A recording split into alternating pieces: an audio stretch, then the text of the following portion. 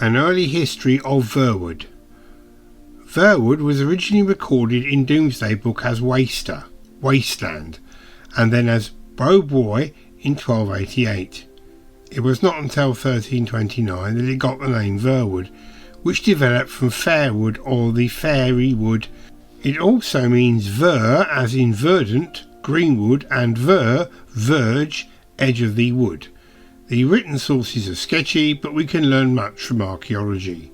The East Dorset pottery industry, known collectively to experts as Verwood pottery, thrived from earliest times on the clay soils of the neighbourhood and with ample firing material close at hand, i.e. trees to burn as charcoal.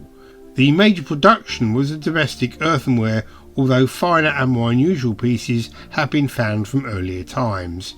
In the latter days, from circa 1750 onwards, ornamental and novelty items were produced, and many are highly collectible and can fetch huge sums at auction and on Antiques Roadshow.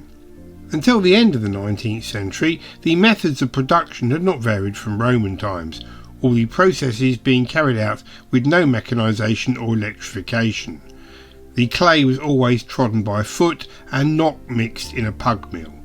The wheel was turned by an assistant with a pole or handle, or in the case of larger wheels, by whipples, a donkey New Forest pony crossbreed mule. As such, the Crossroads pottery, then the last remaining in the area, attracted national and local newspaper attention in the early to mid-20th century, when it was closed down by the Macmillan government over persistent health and safety breaches and cruelty to whipples. The industry was not confined to local sales base. Hawkers or higglers took the wares for sale over a wide area of southern England. It was also exported abroad, especially to Newfoundland, which had a thriving trade with the nearby port of Poole, and many potters from the area subsequently migrated to Canada, setting up a settlement of Verwood in Manitoba, home of country songstress Shania Twain, who many believe to be descended from Native American and Verwood stock. In 1798, Jane Austen stayed at Verwood Hall during her so-called Lost Weekend, where she attended parties given by Lord Byron, though over those I'd best draw a veil. What she wrote in that time is disputed, but I understand from local music aficionado Mr. Paul Jerome that heavy rock band Flange are planning a recording based on the alleged Byron-Austen lyrics. Verwood Hall was demolished in Victorian times to make way for the railway. During the Great War, Turkish prisoners of war were brought into the area to cut timber for trench reference, and this is remembered today in street names such as Ankara Avenue and Izmir Court.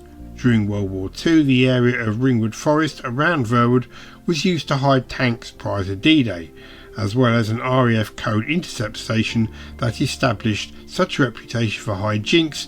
The airmen and women were banned from visiting not only Ringwood but also Fordingbridge.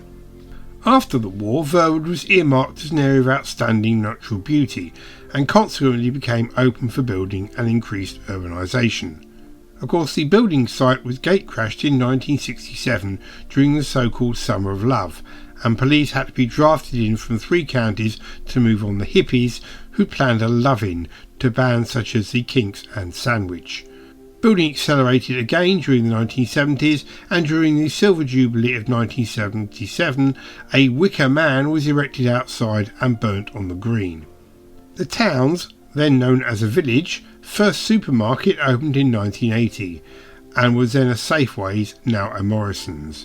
In 1985, Verwood twinned with French town Champertu, citizens of both having the unique right to vote in each other's local elections. In 1987, Verwood had reached a population of 9,856. The parish council passed the necessary resolution to become a town council under provisions made in the 1972 Local Government Act. In 1992, the new Verwood Town Council offices were built. Later that year, the town twinned with German town Liederbach am Taunus, and every year young people are permanently exchanged between the two communities to ensure genetic variety. In 1995, the town reached a population of over 11,000. In 2001, the town reached a population of 12,069.